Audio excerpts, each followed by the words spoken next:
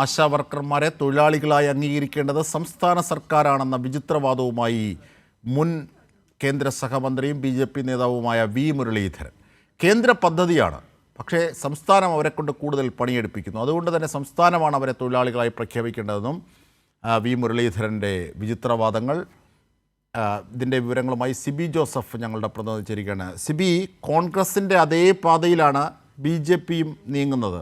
അത് നേരത്തെ സുരേഷ് ഗോപിയുടെ സെക്രട്ടേറിയറ്റ് മുന്നിലെ സമരത്തിൽ പങ്കെടുത്തതിലടക്കം നമ്മൾ കണ്ടതാണ്. ഇപ്പോഴിതാ INTUC അതിനെതിരെ ഒരു നിലപാടുമായി രംഗത്തെത്തിയിരിക്കുന്നു. കോൺഗ്രസിനെതിരെ യഥാർത്ഥ പ്രതി മോദി സർക്കാരാണെന്ന്. ഇവിടെ കേന്ദ്ര പദ്ധതിയാണെന്ന് അംഗീകരിച്ചുകൊണ്ട് തന്നെയാണ് വി മുരളീധരൻ പറയുന്നത് അത് അവരെ തൊഴിലാളികളാക്കേണ്ടത് സംസ്ഥാനമാണ് എന്ന വിചിത്രവാദം പറയുന്നത്.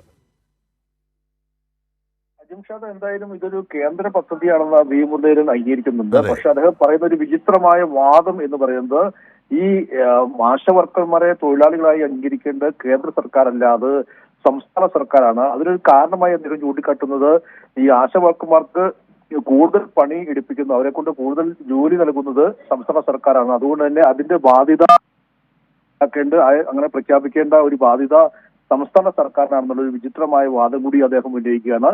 പക്ഷേ ഇതിനൊരു സാങ്കേതികത്വം, പ്രത്യേകിച്ച് കേന്ദ്ര സർക്കാർ പദ്ധതിയിൽ എങ്ങനെ സംസ്ഥാന സർക്കാർ ഇവരെ തൊഴിലാളിയായി പ്രഖ്യാപിക്കുമെന്ന് ചോദിക്കുമ്പോൾ അദ്ദേഹം പറയുന്നത് മറ്റുള്ള സംസ്ഥാനങ്ങളെ പോലെയല്ല, കേരളത്തിലെ ആശാവർക്കർമാർ അവർക്ക് കൂടുതൽ പണികളുണ്ട്, അതുകൊണ്ട് തന്നെ അവരെ അത്തരത്തിൽ പ്രഖ്യാപിക്കേണ്ടത് സംസ്ഥാന സർക്കാരാണെന്നുള്ള വിചിത്രമായ വാദമാണ് അദ്ദേഹം ഉന്നയിക്കുന്നത്. മാത്രമല്ല, ഈ വീണ ജോർജ് കഴിഞ്ഞ ദിവസം ആരോഗ്യമന്ത്രി വീണ ജോർജ് ഈ 100 കോടിയോളം കുടിശ്ശിക നൽകാനുണ്ട്, ഇൻസെന്റീവ് കുടിശ്ശിക നൽകാനുണ്ടെന്നല്ലാതിന്റെയും അദ്ദേഹം നിയമസഭയിലടക്കം പറഞ്ഞിരുന്നു.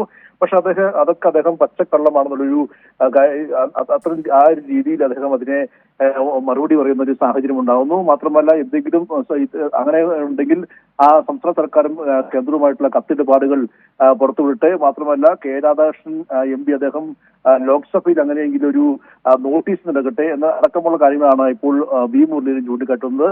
എന്തായാലും ആശാവർക്കർമാരുടെ സമരത്തോട് യാതൊരുവിധ അവരുടെ ആവശ്യങ്ങളോടോ അല്ലെങ്കിൽ അവരുടെ സമരത്തോടോ യാതൊരുവിധ ഐക്യദാർഢ്യവും പ്രഖ്യാപിക്കാതെ പൂർണ്ണമായും അവരെ വീണ്ടും അവഹേളിക്കുന്ന അല്ലെങ്കിൽ അവരെ തെറ്റിദ്ധരിപ്പിക്കുന്ന രീതിയിലുള്ള ഒരു പ്രസ്താവനയാണ് ഇപ്പോൾ വി മുരളീധരൻ ദില്ലിയിൽ നടത്തിയത്. അജിംഷാദ്.